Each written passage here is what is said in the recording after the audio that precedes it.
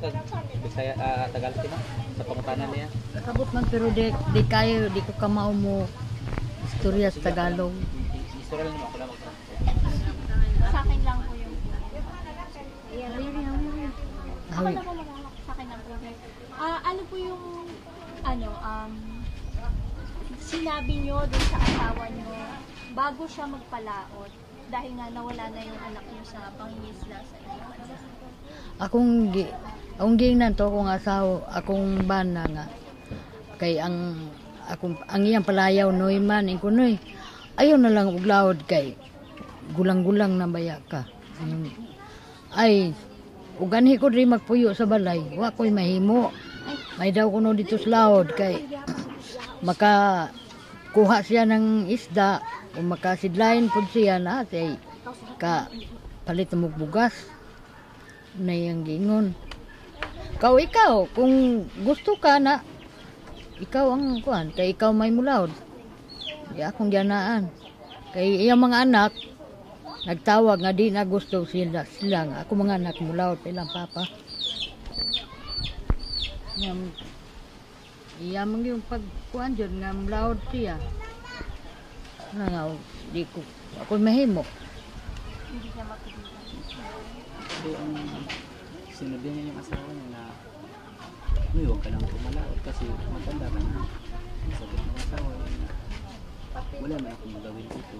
Mabuti niya lang na punta akong laot para may pabili ka ng bigas.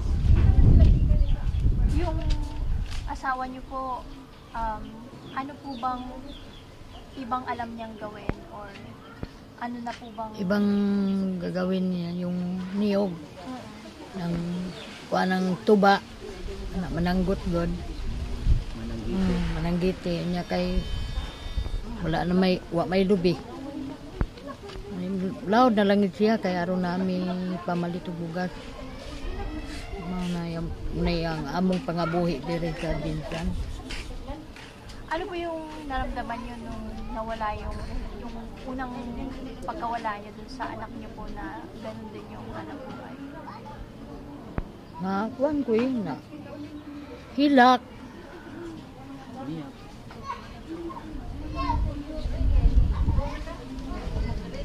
Kaya kung anak nawala mangud siya gud. Yang hilak ko kay di naman ko wa man ko kahibalog asa siya karon. Ang akong gusto nga tabangan ko asa siya ron. Makauli lang yun ako man. Kay Hindi ko alam kung saan ang anak niya ngayon.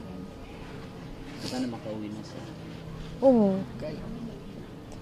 Kay sa matod pa sa istorya sa Indonesia, sa katong iyang operator sa Indonesia nga wala gyud nakita nga bangka nga katong iyang gisakyan nga tirisan.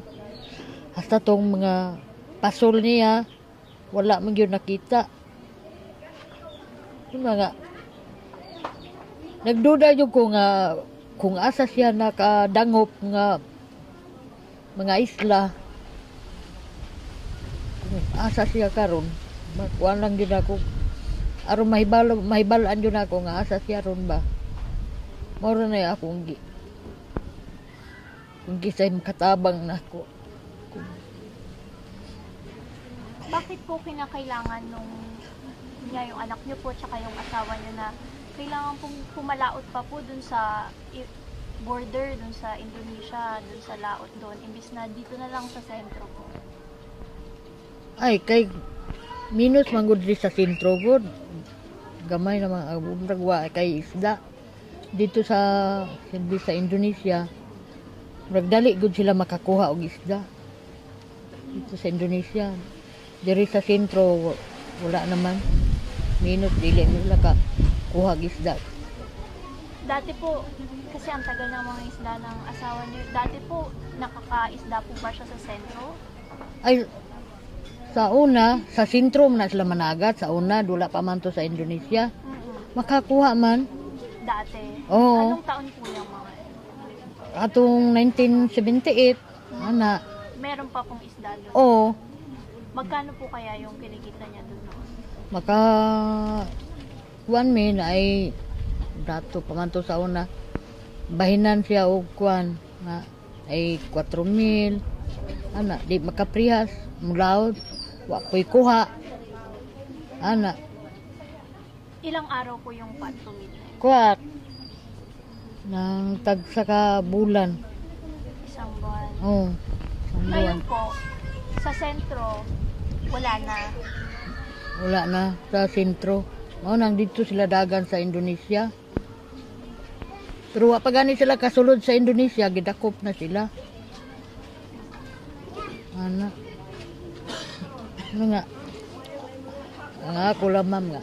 Matabangan lang ko ba? Kung banag anak. Katong mga pasahero nga tanan gud nga gidakop. Tabangan lang unta mi.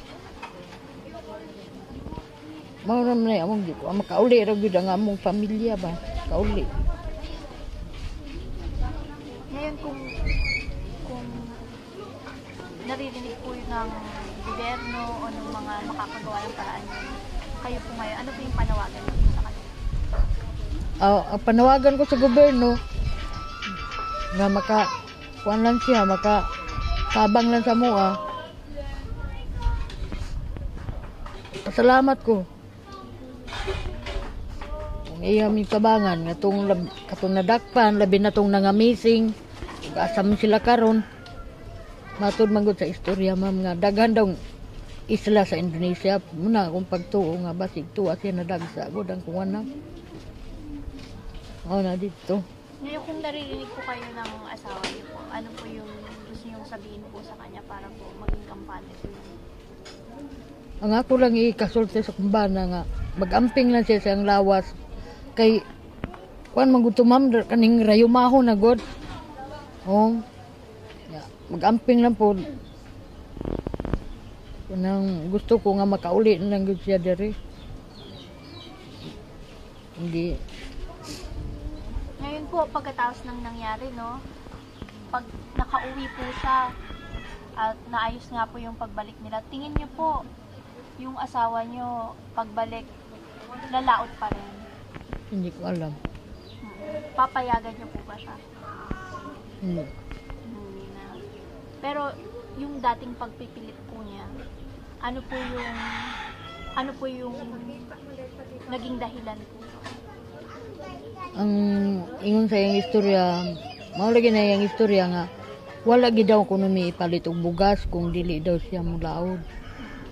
Ana. Kaya among mga anak, mga babae nga minyo naman gud. Nya pilar goy silbi murag hatag sa mga anak. Mao na iyang istorya. Maulaw naman gud siya mga umagad, sa umagad. Ano pamugas ana. May nang sarili da namong income. Isang tigulang na siya, mulawd lang gyapon. Salamat po. Maraming salamat.